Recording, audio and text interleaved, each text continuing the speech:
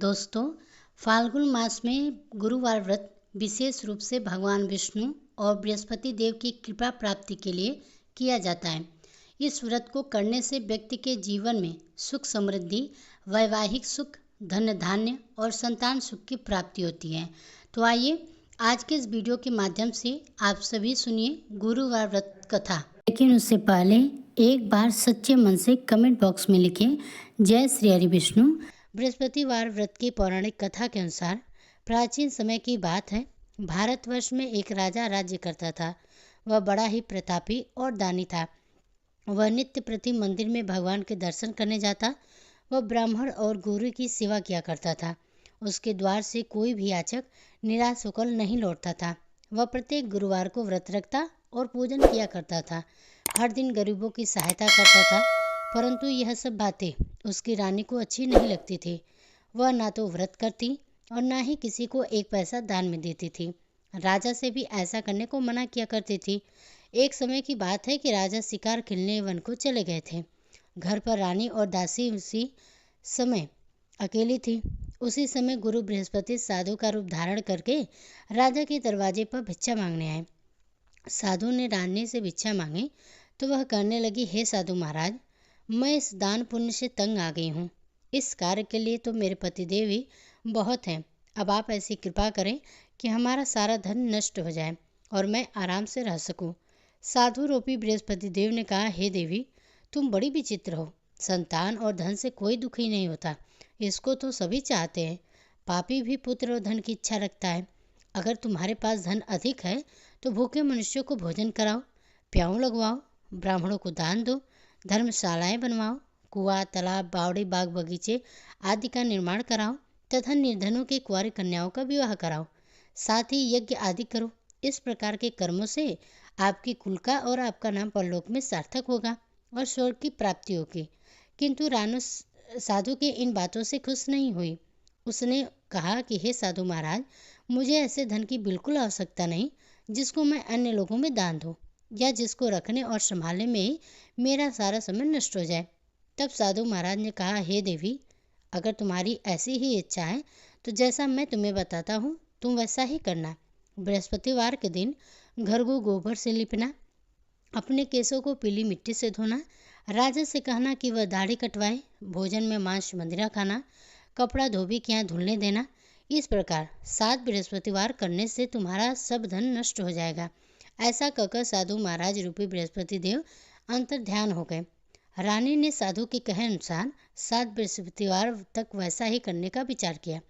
साधु के बताए अनुसार कार्य करते हुए केवल 3 ही बृहस्पतिवार बीते थे कि उसके समस्त धन संपत्ति नष्ट हो गई।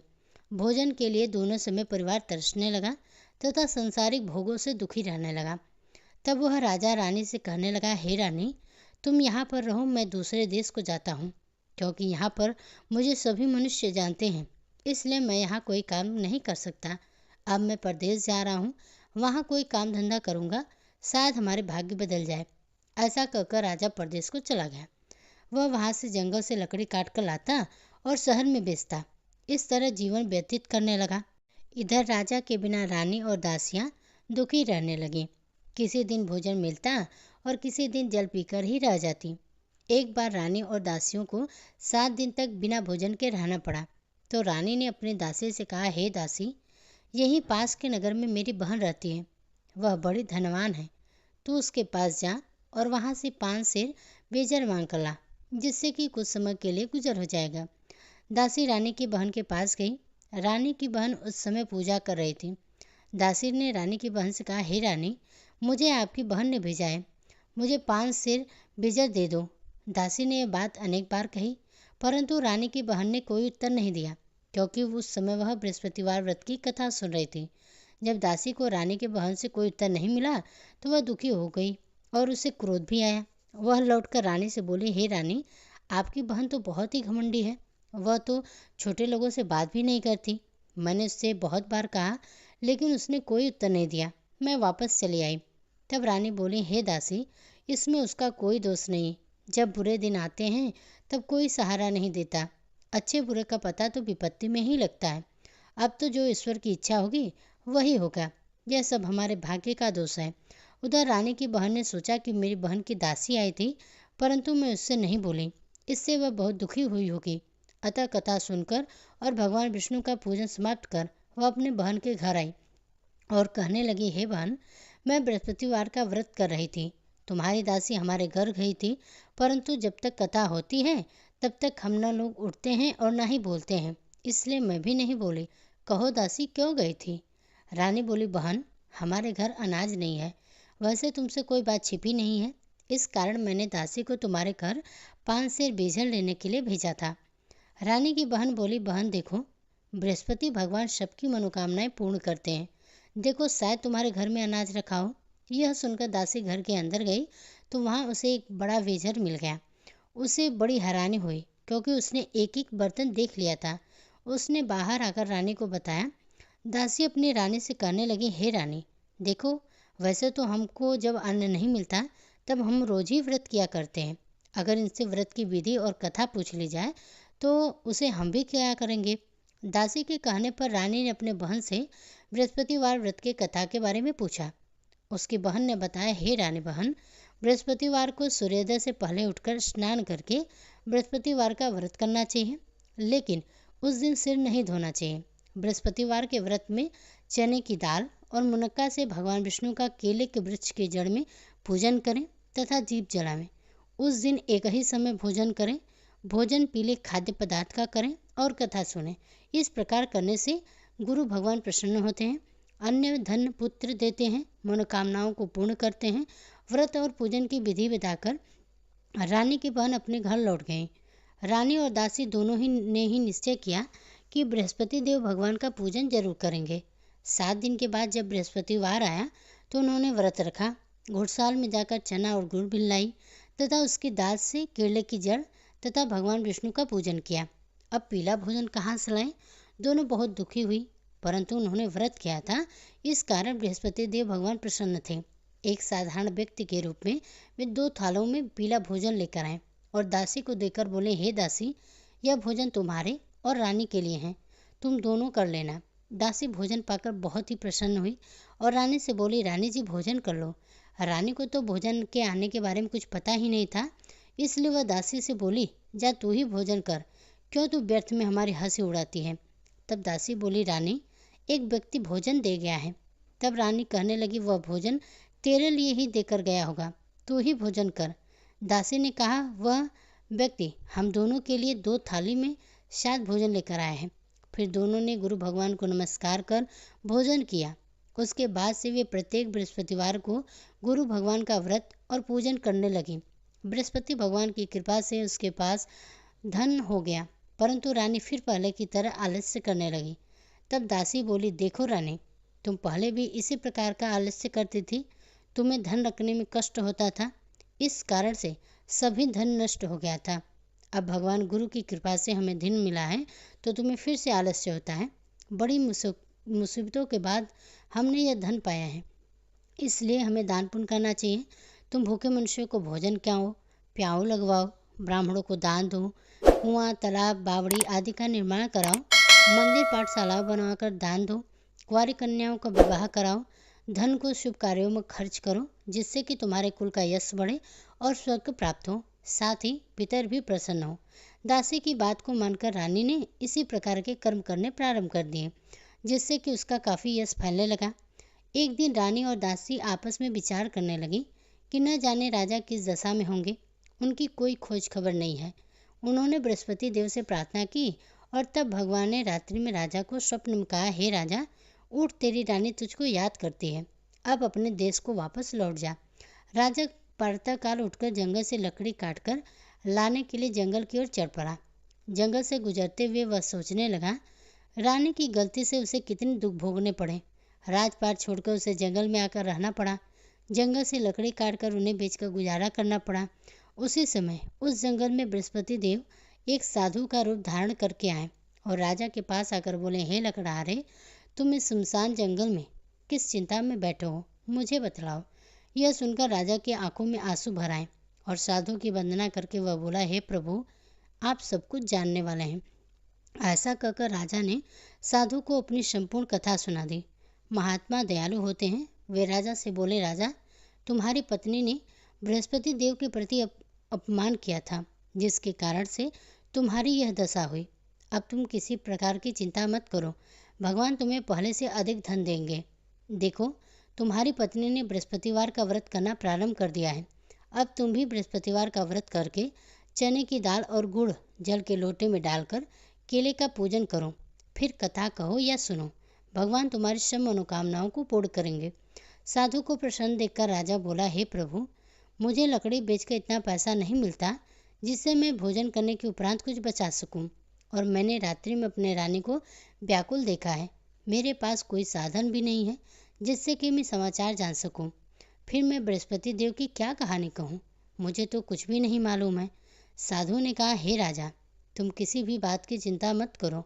बृहस्पतिवार के दिन तुम रोजाना की तरह लकड़ियाँ लेकर शहर में जाओ। तुम्हें रोज से दूना धन प्राप्त होगा, जिससे तुम भली भांति भोजन कर लोगे और बृहस्पति देव की पूजा का सामान भी आ जाएगा। बृहस्पतिवार की कथा इस प्रकार है। प्राचीन काल में एक बहुत ही निर्धन ब्राह्मण था। उसकी कोई संतान नहीं थी। वह नित्य पूजा पाठ करता, परंतु उसकी स्त्री बहुत ही मलिनता के साथ रहा करती थी। वह ना तो स्नान करती और ना ही किसी देवता का पूजन किया करती थी। प्रातःकाल उठते ही सबसे पहले भोजन करती और बाद में अन्य कोई कार्य करती। ब्राह्मण देवता बहुत ही दुखी रहते थे। पत्नी को बहुत समझाते, किंतु उसका कोई परिणाम नहीं निकलता। भगवान की कृपा से ब्राह्मण की पत्नी के कन्या उत्पन्न हुई। वह कन्या अपने पिता के घर में बड़ी होने लगी। वह बालिका प्रातः स्नान करके भगवान विष्णु का जप करती। वह बचपन से ही बृहस्पतिवार का व्रत करने में भी लगी थी। पूजा पाठ समाप्त कर वो स्कूल जाती तो अपनी मुट्ठी में जौ भर कर ले जाती और पाठशाला जाने के मार्ग में डाली जाती। वह सोने के दाने में हो जाते तो लौटते समय उनकर बुनकर घर ले आती। एक दिन वह बालिका सूप में उन सोने के दानों के जौ को फटक रही थी। तभी उसकी माँ ने देख लिया और कहने लगी, हे बेटी, सोने की जौ को फटकने के लिए सोने का सूप होना चाहिए। दूसरे दिन गुरुवार था। उस कन्या ने व्रत रखा और बृहस्पति देव से प्रार्थना करके कहा, हे प्रभु, यदि मैंने सच्चे मन से आपकी पूजा की हो तो मुझे सोने का सूप दे दो। बृहस्पति देव ने उसकी प्रार्थना स्वीकार कर ली। रोजाना की तरह वह कन्या जौ फैलाती हुई पाठशाला को चली गई। पाठशाला से लौटकर जब वह जौ को बीन रही थी तो बृहस्पति देव की कृपा से उसे सोने का सूप मिला। उसे वह घर ले आई और उससे वह जौ को साफ करने लगी, परंतु उसकी माँ का वही ढंग रहा। एक दिन की बात है, वह कन्या सोने के सूप में जौ को साफ कर रही थी। उस समय उस नगर का राजकुमार वहां से होकर गुजरा। इस कन्या के रूप और सोने के सूप में जौ को साफ करते देखकर वह उस कन्या पर मोहित हो गया। राजमहल आकर वह भोजन तथा जल का त्याग कर उदास होकर लेट गया। राजा को जब राजकुमार द्वारा अन्न जल का त्यागने का समाचार मिला तो अपने मंत्रियों के साथ अपने पुत्र के पास आए और बोले, बेटा, तुम्हें किस बात का कष्ट है? किसी ने अपमान किया अथवा कोई कारण है? मुझे बताओ, मैं वही करूँगा जिससे तुम्हें प्रसन्नता हो। तब राजकुमार ने अपने पिता की बातें सुनी और बोला, मुझे आपकी कृपा से किसी भी बात का दुख नहीं है। किसी ने मेरा कोई अपमान नहीं किया, परंतु मैं उस लड़की से विवाह करना चाहता हूँ जो सोने के सूप में जौ को साफ कर रही थी। यह सुनकर राजा आश्चर्य में पड़ गया और बोला, हे बेटा, इस तरह की कन्या का पता तुम ही लगाओ, मैं उसके साथ तुम्हारा विवाह अवश्य ही करा दूंगा। राजकुमार ने राजा को उस लड़की के घर का पता बतलाया। मंत्री उस लड़की के घर गया और राजा का आदेश ब्राह्मण को बुलाया। कुछ दिन बाद ब्राह्मण की कन्या का विवाह राजकुमार के साथ संपन्न हो गया। कन्या के घर से जाते ही उस ब्राह्मण देवता के घर पहले की तरह ही गरीबी का वास हो गया। अब भोजन के लिए अन्न बड़ी ही मुश्किल से मिलता था। एक दिन दुखी होकर ब्राह्मण अपनी पुत्री से मिलने के गया। बेटी ने पिता की दुख की अवस्था को देखा और अपनी माँ का समाचार पूछा। ब्राह्मण देवता ने सभी के हाल का सुनाया। तब कन्या ने बहुत सारा धन देकर अपने पिता को विदा कर दिया। इस तरह ब्राह्मण का कुछ समय सुखपूर्वक बीता, लेकिन कुछ दिन बाद फिर वही हाल हो गया। ब्राह्मण फिर अपने कन्या के घर गया और वही सब हाल कहा तो पुत्री कहने लगी, पिताजी, आप माँ जी को यहाँ ले आओ, मैं उन्हें यह विधि बता दूंगी जिससे कि गरीबी दूर हो जाएगी। अब ब्राह्मण देवता अपनी पत्नी को साथ लेकर अपनी पुत्री के पास राजमहल में आ पहुँचे तो पुत्री ने अपने माँ को समझाने लगी, हे माँ, तुम प्रातःकाल उठकर प्रथम स्नान आदि करके भगवान विष्णु का पूजन करो तो सब दरिद्रता दूर हो जाएगी। परंतु उसकी माँ ने उसकी एक बात नहीं मानी। वह प्रातःकाल उठकर अपनी पत्नी का बचा जूठन खा लेती थी। एक दिन उसकी पुत्री को बहुत ही गुस्सा आया। उसने एक रात कोठरी से सारा सामान निकाल दिया और उसमें अपनी माँ को बंद कर दिया। प्रातःकाल उसने उसमें से निकाला और स्नान आदि करा के पूजा पाठ करवाया तो उसकी माँ की जो बुद्धि थी वह ठीक हो गई। इसके बाद से वह नियम से पूजा पाठ करती और प्रत्येक बृहस्पतिवार का व्रत करने लगी।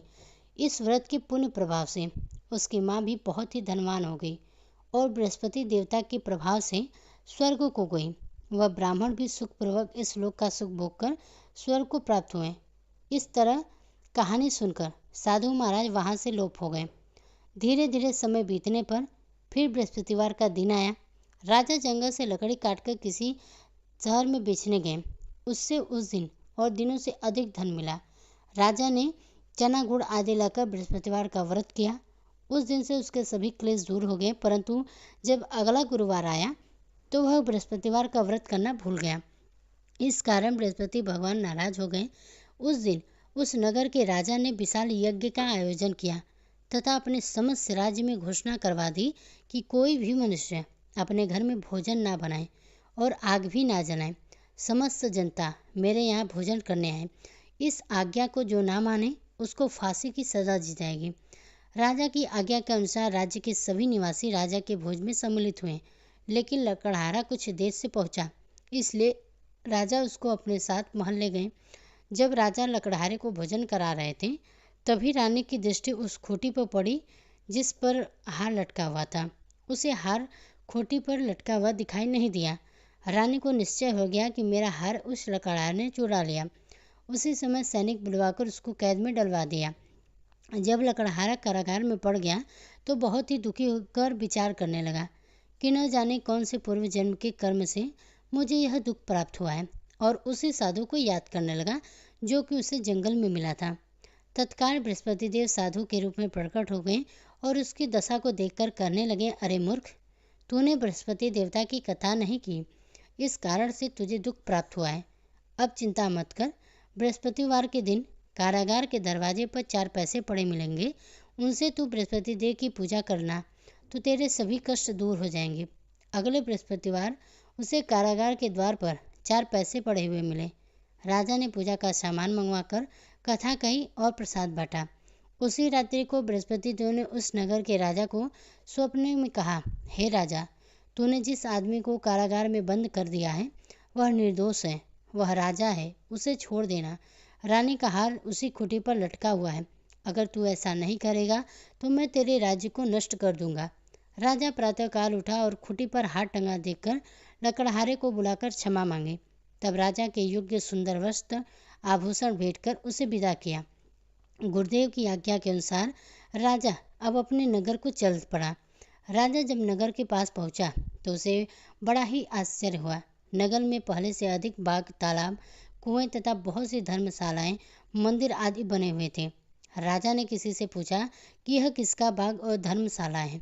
तब नगर के सब लोग कहने लगे, यह सब रानी और दासी द्वारा बनवाए गए हैं।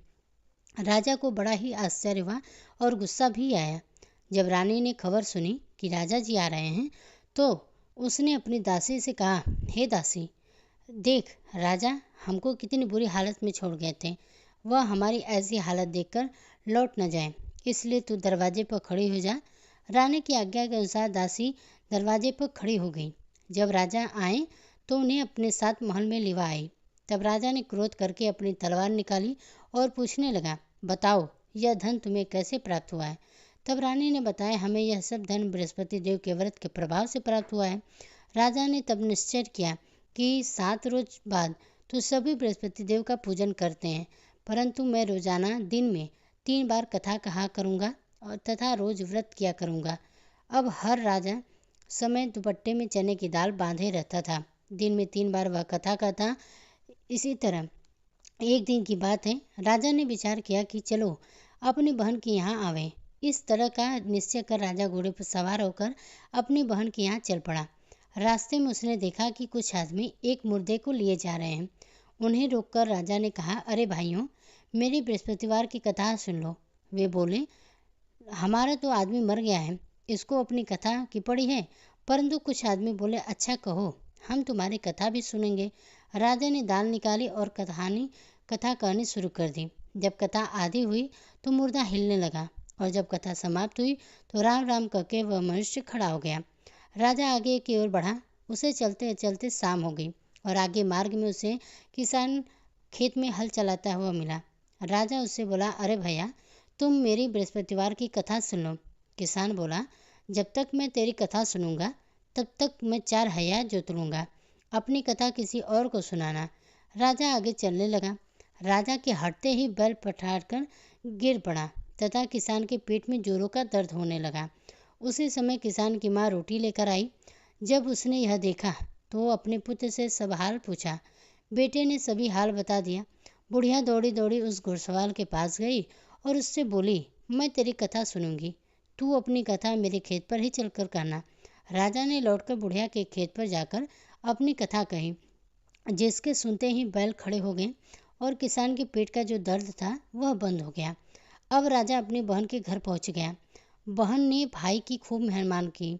दूसरे दिन प्रातःकाल उठकर राजा जगा तो देखने लगा कि सब लोग भोजन कर रहे हैं।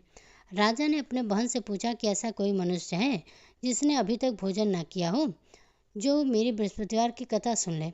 तो वो बहन बोली, हे भैया, यह देश ऐसा ही है। पहले यहाँ के लोग भोजन करते हैं, बाद में कोई अन्य कार्य करते हैं। अगर पड़ोस में कोई हो तो देख कर आती हूँ। ऐसा कहकर बहन देखने चली गई, परंतु उसे कोई भी ऐसा व्यक्ति नहीं मिला जिसने भोजन नहीं किया हो। फिर वह एक कुम्हार के घर गई जिसका लड़का बीमार था। उसे पता चला कि उसके यहाँ 3 दिन से किसी ने भोजन नहीं किया है। रानी ने अपने भाई की कथा सुनने के लिए कुम्हार से कहा तो वह तैयार हो गया। तब राजा ने जाकर बृहस्पतिवार की कथा कही, जिसको सुनकर उसका जो लड़का था वह ठीक हो गया। अब राजा की प्रशंसा होने लगी। एक दिन राजा ने अपनी बहन से कहा, हे बहन, अब मैं अपने घर जाऊंगा, तुम भी तैयार हो जाओ। राजा की बहन ने अपने सास से अपने भाई के साथ जाने की बात की आज्ञा मांगी तो सास बोली, चली जा, परंतु अपने लड़कों को साथ मत ले जाना, क्योंकि तेरे भाई की कोई संतान नहीं है। बहन ने अपने भाई से कहा, भैया, मैं तो चलूँगी, परंतु कोई बालक नहीं जाएगा। राजा ने कहा, जब कोई बालक ही नहीं चलेगा तब तुम जाकर क्या करोगी। फिर दुखी मन से राजा अपने नगर को लौट आया। राजा ने अपनी रानी से कहा, हम निसंतान हैं, इसलिए हमारे घर कोई आना पसंद नहीं करता। हम निसंतान राजा हैं। ऐसा कहकर वह बिना भोजन किए शैया पर लेट गया। रानी बोली, हे प्रभु बृहस्पति देव, हमें सब कुछ दिया है, वे हमें संतान भी अवश्य देंगे। उसी रात बृहस्पति देव ने राजा को सपने में कहा, हे राजा, उठ, सभी सोच त्याग दे, तेरी रानी गर्भ से है। राजा को यह जानकर बड़ी ही प्रसन्नता हुई। 9वें महीने में रानी के गर्भ से एक सुंदर पुत्र पैदा हुआ। जब राजा की बहन ने यह शुभ समाचार सुना तो वह बहुत ही खुश हुई और बधाई लेकर अपने भाई के घर आई। तभी रानी ने कहा, घोड़ा चढ़कर तो नहीं आई, गधा चढ़ी आई। राजा की बहन बोली, भाई, मैं इस प्रकार ना कहती तो तुम्हें संतान कैसे मिलती। बृहस्पति देव ऐसे ही हैं, जिसके मन में जो कामनाएं रहती हैं सभी को पूर्ण करते हैं। जो सद्भावना से श्रद्धापूर्वक भगवान बृहस्पतिवार का व्रत करता है और कथा को पढ़ता है अथवा सुनता है, दूसरों को सुनाता है, बृहस्पति देव उसकी सभी मनोकामनाएं पूर्ण करते हैं। बृहस्पति देव उनकी समस्त सदैव ही रक्षा करते हैं। जो संसार में सद्भावना और सच्चे मन से बृहस्पति देव का पूजन करते हैं, उनकी सभी मनोकामनाएं उसी प्रकार पूर्ण होती हैं जैसे कि रानी और राजा ने बृहस्पति देव की कथा का गुणगान किया। उनकी सभी इच्छाएं बृहस्पति देव ने पूर्ण की। मनुष्य को हृदय से उनका नमन करते हुए जय जयकार करनी चाहिए। तो प्रेम से बोलिए, बृहस्पति देवता की जय। यह थी बृहस्पतिवार व्रत की कथा। तो वीडियो को लाइक कीजिएगा, कमेंट बॉक्स में जय बृहस्पति देव जरूर लिखिएगा। साथ ही मेरे चैनल पर पहली बार है तो सब्सक्राइब करना ना भूलिएगा।